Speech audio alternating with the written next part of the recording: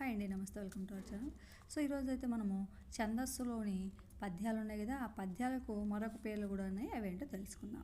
So మనకు ఛందస్సులో రెండు రకాలు అంటే మూడు రకాలు ఉంటాయి. జాతి, ఉపజాతి, వృత్తజాతి పద్యాలు ఉంటాయి. వృత్తజాతి పద్యాలు ఉత్పలమాల, చంపకమాల, శార్దూల, మత్తేపు ఉన్నాయి కదా. అలా ఉత్పలమాలను మనము కలువ పువ్వు అంటాం. అదేవిధంగా చంపకమాలను సంపంగి పువ్వుతో పోలుస్తారు.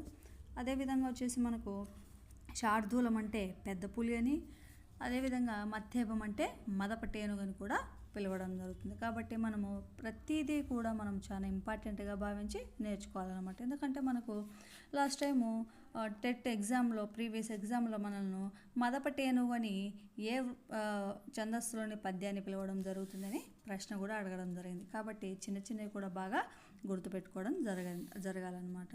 సో వీడియో నచ్చితే లైక్ చేసి షేర్ చేయండి. మన ఛానల్లో ఛందస్సు గురించి వీడియోలు అయితే ఫుల్గా చేయడం జరిగింది.